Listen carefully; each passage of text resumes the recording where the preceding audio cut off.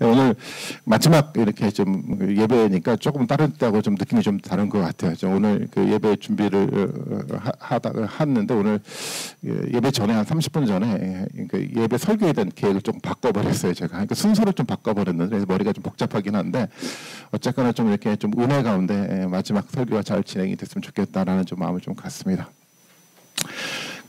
보통 우리가 그 성경 인물 중에서 존경하는 인물 그러면 딱 머릿속에 떠오르는 몇몇 분이 계실 거예요. 어떤 분이 딱 존경하는 인물로 여러분 머릿속에 떠오릅니까?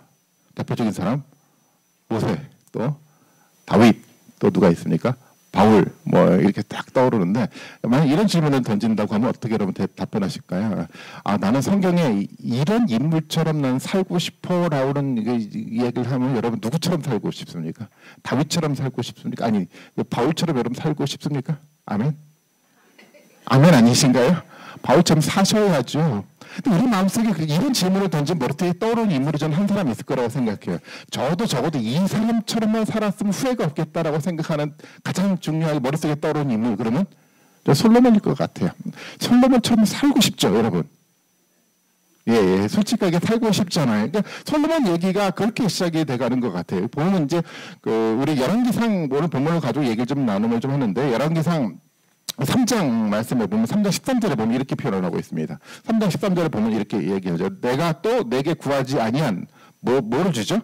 부귀와 영광도 내게 주노니 내 평생의 왕들 중에서 너와 같은 자가 없을 것이라. 아, 이만큼 복을 받은 사람 세상에 없는 것 같아요. 이런 얘기잖아요. 내가 너에게 뭐를 주죠? 전무후무한 최고의 부귀영화를 내게 너에게 주겠다라고 하나님이 약속을 하셨고 실제로 약속을 솔로몬을 통해서 이루어 주셨잖아요. 아, 이 솔로몬처럼 위대한 어떤 이렇게 많은 것을 누리고 살아갔던 사람은 아마 없을 것 같아요. 정말 많은 부귀 또 영광을 누리고 살아갔던 사람이 이 솔로몬이었었고요. 또 이제 솔로몬의 가장 커다란 업적 중에 하나라고 하면 솔로몬이 뭐를 지었습니까? 성전을 지었잖아요. 성전은 이스라엘 공동체의 가장 종교적 정체성들을 가장 잘 표현하는 건물이잖아요. 가장 중요한 업적, 가장 중요한 일을 해냈던 사람이 솔로몬이었어요. 부귀영화를 누리고요. 가장 풍요로운 삶들을 누렸고요. 가장 평화로운 나라를 이뤘고요. 가장 위대한 업적인 성전을 이루었던 이 솔로몬과 같이 인생을 살았으면 얼마나 좋겠습니까? 정말 위대하게 살았던 인물이 아닐까라고 생각이 듭니다. 근데 또 하나 이야기가 있어요. 우리 전도서 1장 1절과 2절 말씀 한번 읽어볼까요? 뭐라고 얘기가 돼 있죠? 같이 한번 읽어봅니다. 시작.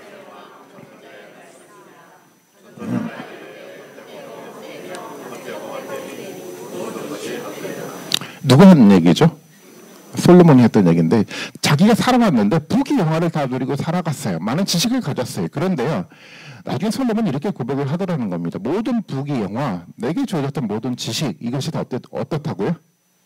헛되고 헛되다라는 거예요. 아, 좀 이 말씀이 이 이야기 여러분 이해가 좀 되십니까?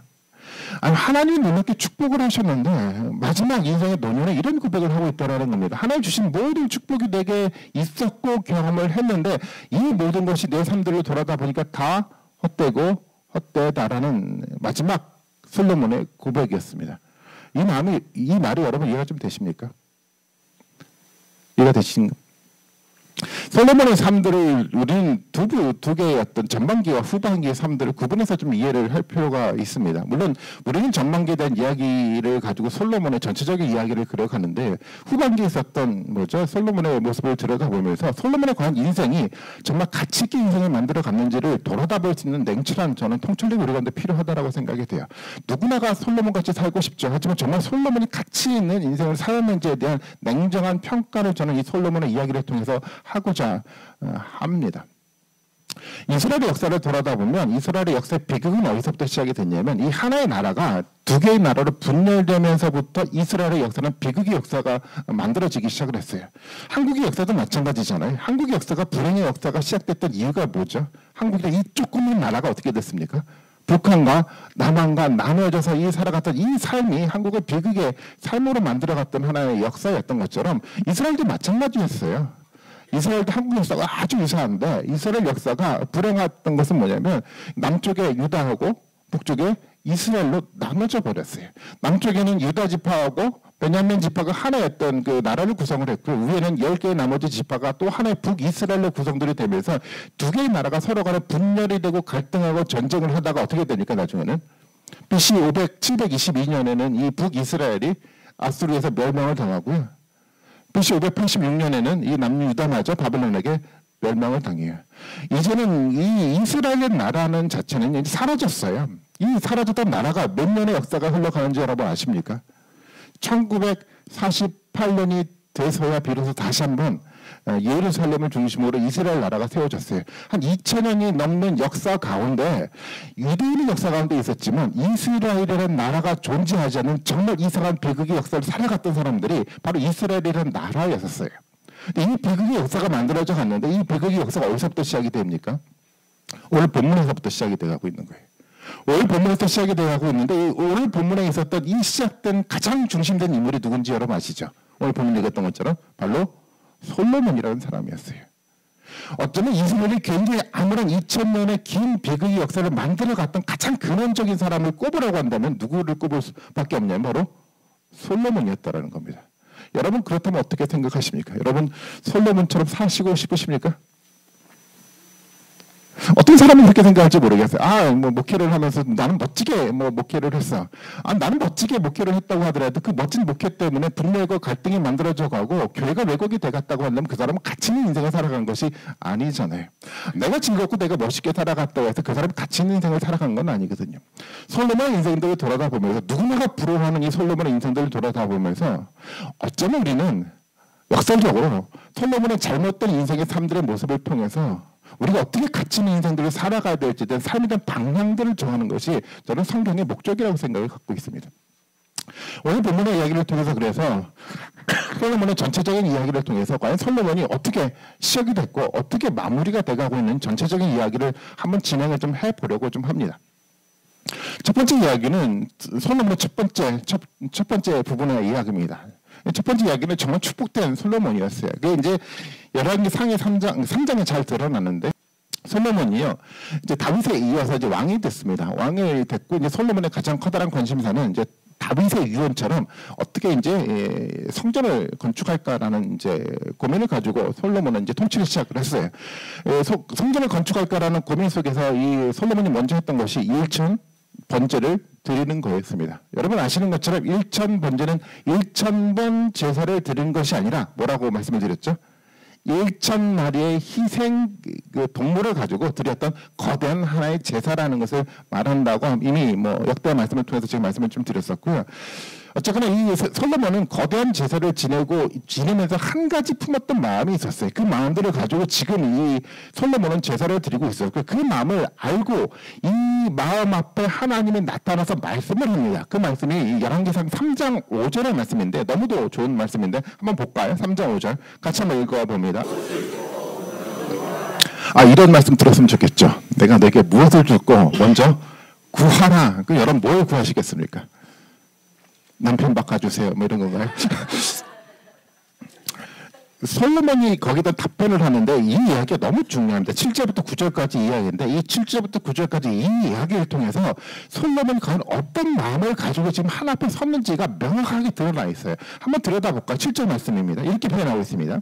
나의 하나님 여호와여 주께서 종의 아버지 다윗을 대신해서 왕이 되었사오니 종은 뭐라고 얘기하죠? 작은 아이라 출입할 줄 알지 못하고 8절에 보면 주께서 택하신 백성 가운데 있나이다. 그들은 큰 백성이라 수요가 많아서 셀 수 없고 기록할 수도 없사오니 누가 주의 이 많은 백성을 재판할 수 있사오리까. 듣는 마음을 종에게 주사 주의 백성을 재판하여 선악을 분별하게 하옵소서. 좀 더 섬세하게 살펴보면 여기서 솔로몬이 가지고 있는 의식이 있어요. 첫 번째는 뭐냐면은 9절에 보니까 주의 이 많은 백성이라는 표현을 하고 있잖아요. 지금 이 솔로몬의 눈앞에는 지금 누가 있습니까? 이스라엘의 어마어마한 백성들이 지금 솔로몬의 눈앞에 있는데 솔로몬이 가지고 있는 의식이었어요. 이 백성이 누구의 백성입니까? 주의 백성이라는 의식이었어요. 너무도 중요한 겁니다. 오늘날 보면 이상한 얘기 있잖아요. 전에도 말씀을 드렸던 것처럼 교회 공동체가 모여가는데 성도들이 많은데 이 목회자가 이 사람들을 누구의 양이라고 생각하죠? 자기는 목자라고. 이건 말도 되지 않는데 어쨌거나 솔로몬이 가지고 있는 가장 중요한 게 생각의 시작은 여기서 수없이 많은 사람들이 있는데 그 사람들은 누구냐면 나의 백성이 아니라 하나님의 백성이란 의식 속에서 솔로몬은 출발을 했어요. 솔로몬의 머릿속에는 지금 이스라엘이라는 나라를 지금 세워가는데 솔로몬의 머릿속에 내가 이스라엘을 세워간다라는 개념보다도 중요한 것은 어떤 개념을 마음속에 가지고 있었냐면 내가 주의 백성을 통해서 어떤 나라를 세워가겠다는 의식이죠. 하나님의 나라를 세워가겠다는 명확한 목표의식이 솔로몬 가운데 있었던 거였어요. 이것이 솔로몬의 마음이었어요. 솔로몬은 일천 번제를 들어가면서 이 고민에 빠졌던 겁니다. 거대한 내 백성이 아니라 주의 백성을 다스려 가야 되는데 하나님 나라를 세워 가야 되는데 이 백성들을 다스려 갈 수 있는 자질이 자신에게 부족했다는 것을 인식하기 시작을 했거든요. 그래서 실제로 보면 이런 표현을 하고 있지 않습니까? 다윗을 대신해서 왕이 되었사오나 뭐라고 되죠? 좋은 작은 아이라고 표현하고 있는 거예요. 자신은 작은 아이래요. 작은 아이라는 것은 어떤 이야기입니까? 작은 아이라는 것은 하나님의 거대한 나라 앞에 자신을 세워보니까 자기가 어떤 모습으로 보여진다라는 거죠. 정말 작은 아이라는 거예요. 이 의식을 가지고 있었어요. 당연하죠. 어떻게 생각해보면 솔로몬은 굉장히 지혜로운 사람이었습니다. 다윗 이후로 이제 솔로몬이 이제 하나의 왕이 돼가는데 사실 어려운 정치적인 상황이었어요. 당시에 이제 뭐 다윗이 부인이 여러 명 있지 않았습니까? 이제 솔로몬의 이제 아들이었는데 또 핫깃의 아들 아도니아라는 사람이 있었어요. 그래서 솔로몬의 오른팔과 같은 요압이라는 사람과 아도니아가 이제 같이 이제 하나의 팀을 만들어서 이제 아도니아를 왕으로 세우려고 했었는데 그 계획을 무력화 시키고 왕이 됐던 사람이 솔로몬이었어요. 정치적으로 정말로 지혜로웠던 사람이 솔로몬이었어요. 그런데 아무리 세상 속에서 많은 어떤 지혜와 지식이 그 가운데 있었다고 하더라도 두려웠던 거예요. 왜 두렵습니까? 이 백성을 하나님의 나라라고 생각하고 하나님의 백성이라고 생각하니까 뭐가 부족하다는 생각이 들었죠? 하나님의 지혜가 부족하다는 의식이 있었어요. 이것이 바로 솔로몬에 대한 의식이었어요. 그래서 지금 하나님 앞에서 자신은 뭐라고 고백하냐면 이 거대한 하나님의 나라 앞에 자신을 세워보니까 나는 정말 작은 아이다라는 고백 속에서 이 솔로몬은 하나님 앞에 섰던 겁니다. 그래서 뭐라고 이야기를 합니까? 9절에 말씀해 보니까 누가 주의 이 많은 백성을 재판할 수 있겠습니까? 누가 감히 이 하나님의 백성을 재판할 수 있겠습니까? 그래서 솔로몬은 하나님 앞에 뭐를 구하는 거죠? 하나님 이 백성을 하나님의 말씀에 근거해서 건강하게 바르게 다스려 갈 수 있도록 하나님의 지혜를 저에게 주십시오. 세상에 많은 지혜를 가지고 있는데 이것이 되게 중요한 것이 아니라 내가 지금 세워가려고 하는 이스라엘의 공동체는 세상의 공동체가 아니기 때문에 내 눈앞에 있었던 백성들은 세상의 사람들이 아니라 하나님의 백성이기 때문에 이들을 하나님의 말씀에 맞게 다스려갈 수 있는 하나님의 지혜가 내게 너무도 필요합니다라는 고백이 솔로몬의 고백이었어요. 이것이 솔로몬의 마음이었다라는 겁니다. 솔로몬의 마음에 저는 열왕기상 8장 27절의 말씀에 보면 더 드러나 있어요. 이게 솔로몬은 이 성전을 다 완공을 하고 난 다음에 성전을 바라보면서 이런 고백의 이야기를 합니다. 한번 들여다볼까요? 8장 27절을 같이 한번 읽어봅니다. 시작.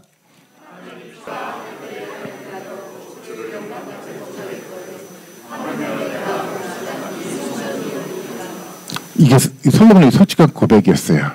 여러분 아시는 것처럼 성전은요 당대의 최고의 건물이었어요. 정말 가장 완벽하고 가장 아름다운 건물이 이 성전이었어요.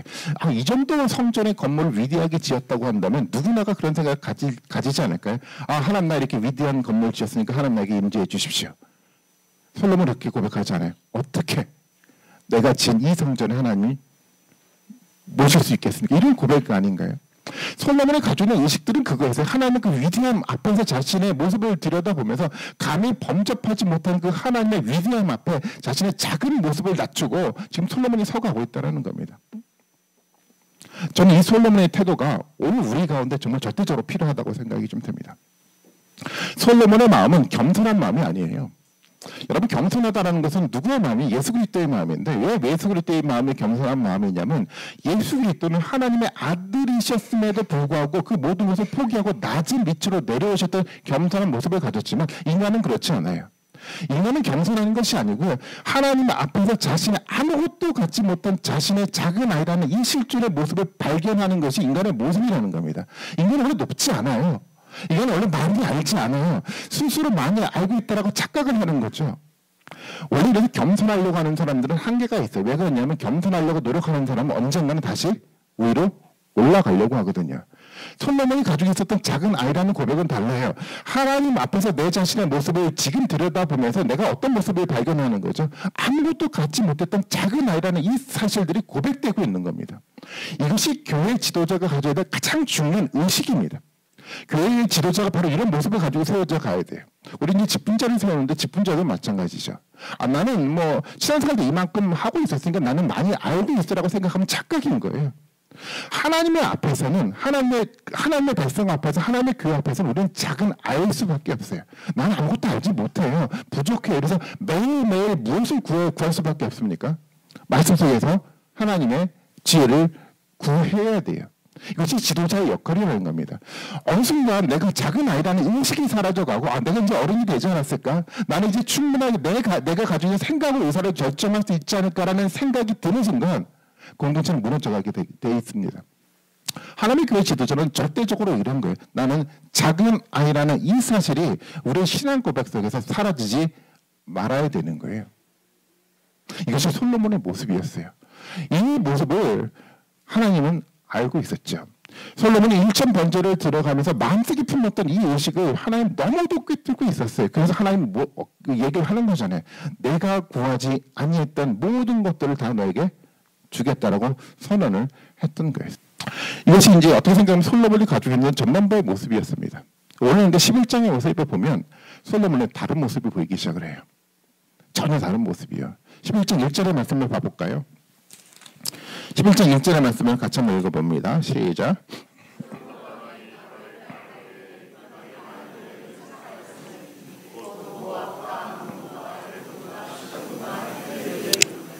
여기서부터 문제가 생겨나기 시작했네요.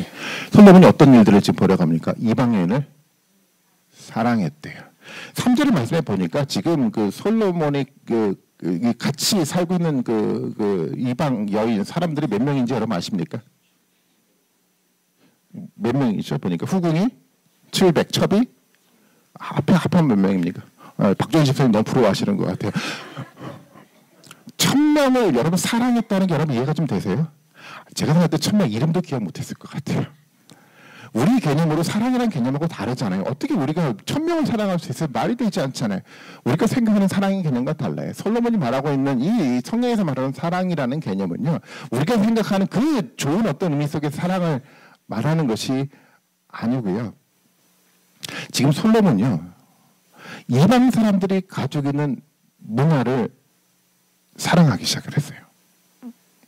오늘날로 생각하면 이런 겁니다.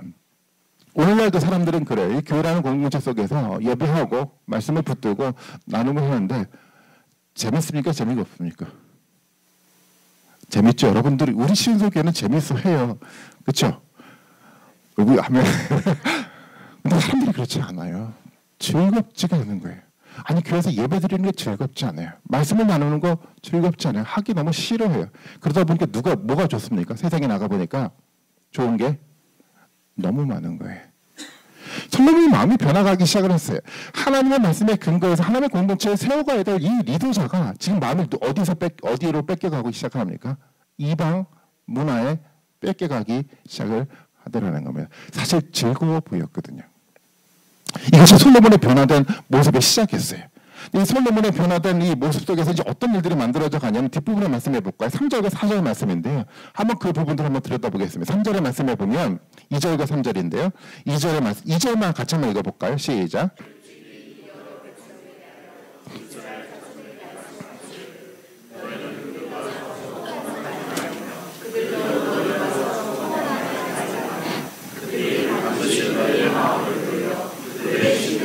아멘. 여기까지가 솔로몬의 얘기였어요. 지금 솔로몬이 사랑을 하는데 원래 하나님 말씀에 근거해서 본다고 하려면 어떤 하나님의 이야기가 있었습니까? 이방 여인들과 통혼하지 말라라는 것이 하나님의 말씀이었어요. 솔로몬이 이것을 알고 있었습니까? 몰랐습니까?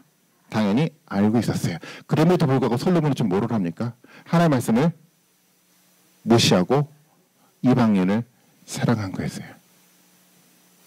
지금 보다도 근본적인 문제가 어디서부터 발생이 되냐면 솔로몬의 근본적인 문제가 여기서부터 발생을 하는 거예요. 이방의 어떤 문화가 너무도 좋은 나머지 지금 뭐를 무시하기 시작하죠? 하나님의 말씀을 알고 있음에도 불구하고 무시하는 거예요. 오늘 우리 가운데도 이런 일들이 일어날 수 있지 않습니까? 사실 신앙 가운데 공동체 가운데 가장 커다란 문제 중에 하나가 말씀을 몰라서 불순종하는 게 아니에요. 가장 커다란 문제가 어디 있는지 아십니까? 몰라서 불순종하는 것이 아니라 알면에도 불구하고 하나님의 말씀을 무시하고 불순종해서 문제가 생겨나는 거예요. 교회 공동체 가운데 문제가 생겨나는 것은 새롭게 교회 가운데 들어와서 생겨났던 사람들 때문에 문제가 생겨나는 것이 아니라 오랜 기간 신앙생활을 했던 사람들이 하나님의 말씀을 끊임없이 들었음에도 불구하고 이것에 대한 권위와 무게를 인정하지 않고 쉽게 무시해버리고 말씀을 던져버리는 이 그룹들 때문에 교회는 문제가 생겨나는 거예요. 솔로몬은 지금 그런 모습을 가지고 있지 않습니까? 그는 너무도 지혜로운 왕이었어요. 하나님 말씀을 너무도 잘 아는 사람이었어요. 그런데도 지금 이방 문화가 너무도 좋아서 세상의 문화가 너무도 좋은 나머지 하나님 말씀을 지금 던져버리고 무시하는 거예요. 하나님 말씀을 읽지 않았던 것이 아니고요. 정말 그가 성도 제사를 지내지 않았던 것이 아니고요. 모든 것을 하고 있는데도 불구하고 의식적으로 아무런 문제 없이 다 해나가고 있는데 그의 삶 속에서 지금 하나님 말씀은 무시가 돼가고 있는 거예요. 이것이 지금 솔로몬의 모습이었다는 겁니다.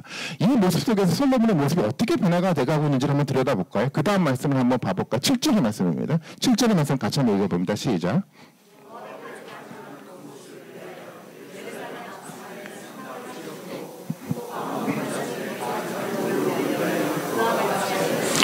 이제 성전을 지었던 사람이 이제 뭐를 짓습니까?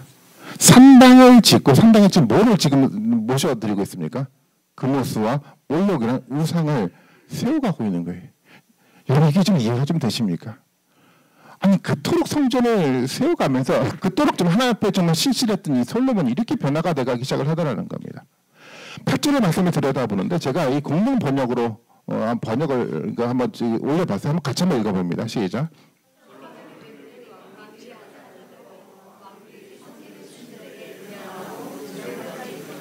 이제 솔로몬이 어떻게 되죠? 산당을 세운 것뿐만 아니라 왕비들에 의해서 지금 뭐 하죠? 솔로몬이 거기서 분양하고 제물까지 드렸대요. 이게 솔로몬의 모습이었어요. 도대체 왜 이렇게 솔로몬의 모습이 변화가 돼가기 시작을 합니까? 솔로몬은 알고 있었습니다. 레위기 말씀에 보면 레위기 18장 21절의 말씀에 봐볼까요? 이미 이 이야기가 율법서에 기록이 돼 있어요. 뭐라고 돼 있습니까? 너는 결단코 자녀를 몰렉에게 주어 불로 통과하게 함으로 내 하나님의 이름을 욕되게 하지 말라. 나는 여호와니라. 하나님 이렇게 이야기를 하셨잖아요.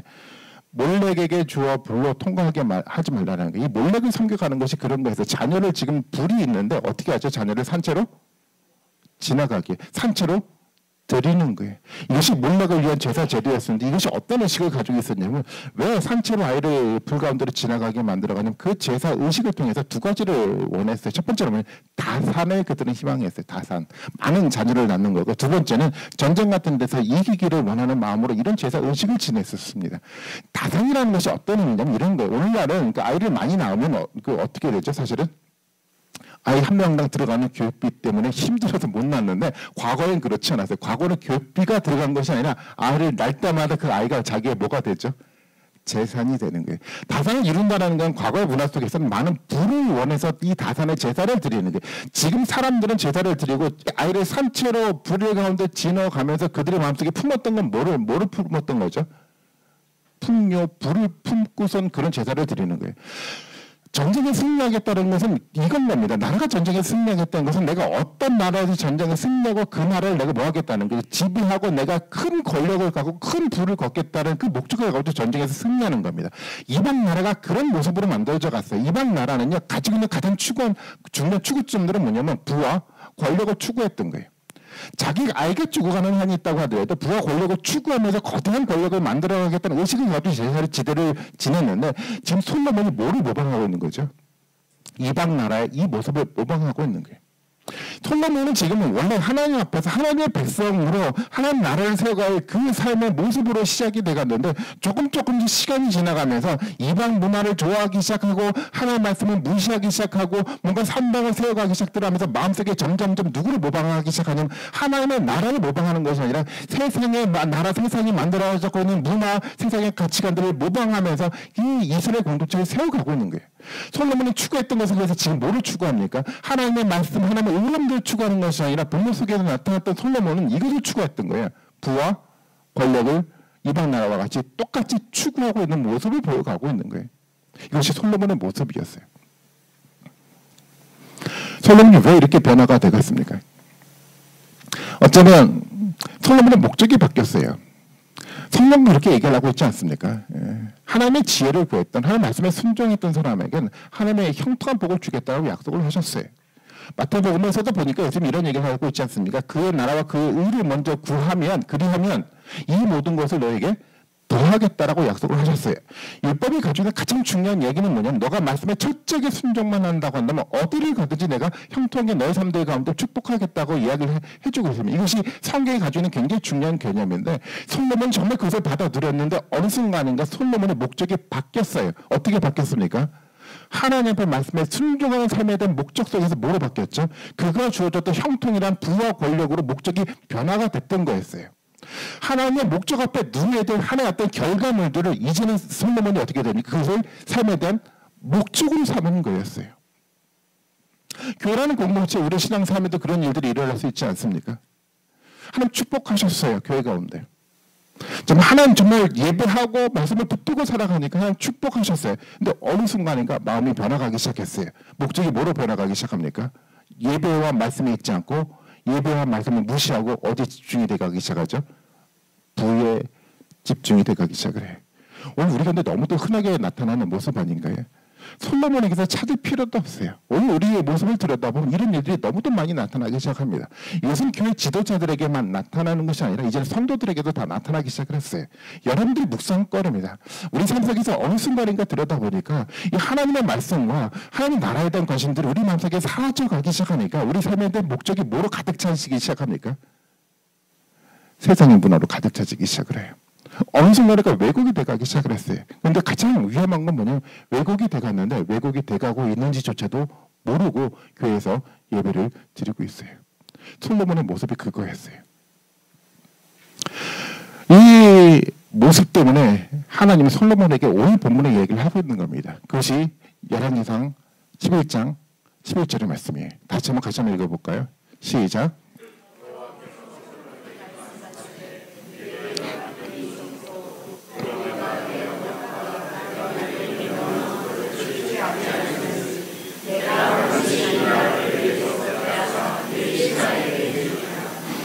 솔로몬에게 줬던 하나님의 이야기예요.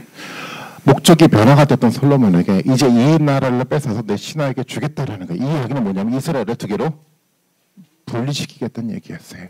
비극의 역사가 여기서부터 시작됐던 거예요. 여러분, 비극의 역사는 다른 것에서 생겨나지 않아요. 목적들이 바뀌어가니까 비극의 역사가 만들어져 가는 거예요. 하나님의 말씀에 대한, 하나님의 예배에 대한, 하나님 나라에 대한 본질적인 목적이 사라져가고 어느 순간인가 물질과 권력 속에 목적이 바뀌어가는 그 순간 비극의 역사는 시작이 돼가는 거예요. 어쩌면 한국 교회의 비극의 역사는 바로 여기서부터 시작들이 돼가는 것 같아요. 어느 순간인가 가장 본질적인 이 요소들은 사라져가기 시작을 했어요. 그리고 뭐가 교회 가운데 중심의 자리를 잡아갑니까? 말씀과 예배가 아니라 내면 속에 들여다보니까 돈의 문제를 지배가 돼가고 있는 모습을 우리는 너무도 잘 보게 되게 돼요. 어쩌면 이것은 한국교회가 가지는 비극의 역사일지 모르겠어요. 그렇다고 한다면 우리는 어떤 모습으로 다시 한번 회복해야 되겠습니까? 솔로몬이 가지고 있었던 첫 번째 초심의 이 두 가지 마음을 회복해야 가야 되지 않겠습니까? 어떤 마음을 회복해야 되죠? 하나님 앞에서 우리 자신을 세워가면서 내가 어떤 사람이라는 거예요. 나는 작은 아이라는 이 의식의 태도가 회복이 돼가야 돼요. 나는 내가 종교생활을 신앙생활을 오래 했기 때문에 내가 무엇인가 아는 것이 아니고요. 나는 작은 아이라는 거예요. 하나님 말씀을 들을 때 어떤 태도가 우리 가운데 필요로 합니까? 나는 작은 아이라는 태도예요. 어떤 사람들은 그렇게 말씀을 들을 수 있어요. 설교를 초반부에 딱 듣니까 이것은 어떤 얘기가 난 다 이미 알고 있어라고 결론까지 이미 초반부에 서론 얘기 듣고 난 다음에 결론을 다 내버리더라고요. 물론 그런 설교가 있을 수 있겠죠. 이제 하는 말씀은 그렇지가 않아요. 우리가 모르는 거예요. 여러분, 로마서 말씀을 1년 동안 묵상을 했지만 저도 그래요. 예전에 저도 로마서를 가지고 한번 설교를 한 적이 있고 집은 다시 한번 설교를 하는 건데 다시 한번 설교를 하니까 로마서 말씀이 다시 제게 새롭게 들려지더라고요. 아마 언젠가 또 로마서를 제가 다시 한번 설교를 하면 로마서가 저에게 또 새로운 모습으로 다가올 것 같아요. 우리는 작은 아이, 우리가 아는 것이 사실은 없어요. 근데도 불구하고 우리가 착각을 하고 있는 거예요. 끊임없이 말씀 앞에서 우리는 어떤 태도를 가져야 됩니까? 나는 작은 아이인 거예요.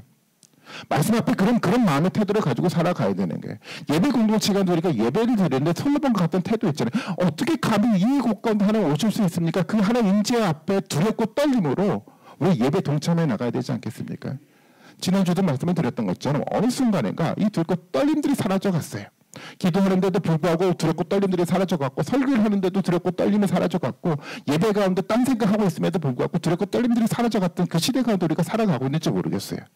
이 마음을 회복을 해 나가야 되는 겁니다. 우리는 작은 아이입니다. 도대체 우리는 어떤 마음을 회복을 해 나가야 되면 이겁니다.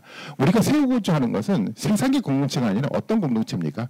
하나님의 백성을 세우고 하나님의 나라를 세워가고 있다는 이 본질적인 의식이 우리 가운데 회복이 돼 가야 되는 거예요. 신소를 통해서 여러분 어떤 꿈을 꾸십니까? 세상의 교회와 비교해서 우리가 정말 그럴듯한 교회를 세워가고 여러분 꿈꾸십니까? 아니, 우리가 꿈꾸는 교회는 그런 교회가 아니고요. 우리가 꿈꾸는 교회는 철저하게 하나님의 나라가 실현되는 그런 공동체를 꿈꿔야 되는 겁니다. 이 의식이 우리 가운데 사라져가면요, 목적이 사라져가고 수단이 목적이 될 수밖에 없다라는 겁니다. 저는 솔로몬의 모습을 통해서 우리가 회복되어야 될 것이 이것이라고 생각이 됩니다. 우리 신서교회 공동체는 저는 철저하게 하나님 나라를 꿈꾸면서 살아갈 수 있는 공동체가 됐으면 좋겠어요. 그렇기 때문에 우리는 철저하게 하나님 앞에 우리는 어떤 사람으로 고백해야 됩니까? 나는 작은 아이라는 게, 겸손의 태도로 높아진 내가 낮아져가는 것이 아니라 정말 그 하나님의 그 위대함 앞에 나 자신을 비춰보면서 내가 어떤 사람인지를 바르게 깨닫고 고백하는 그 모습이 우리 가운데 사라져가지 않을 때 교회는 세워져 갈 수가 있습니다.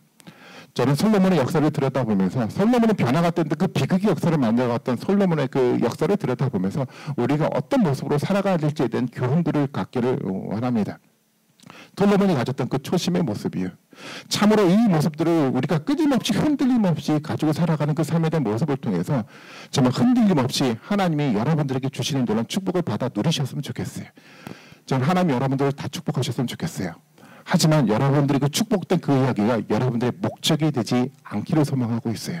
바르게 우리 가운데 주어져 갔던 참된 삶에 대한 축복과 목적들을 통해서 정말 건강하게 하나님의 공동체를 이룰 수 있는 놀라운 축복의 은혜가 우리 가운데 있었으면 좋겠고요. 그래서 이 공동체 가운데 하나님이 약속했던 그 언약의 약속이 지금뿐만 아니라 4년이 지난 지금뿐만 아니라 영원토록 떠나지 않고 이 공동체 가운데 세워지고 만들어져 갈 수 있도록 부단하게 여러분 몸부림하고 여러분 기도하시는 여러분들이 되셨으면 좋겠습니다.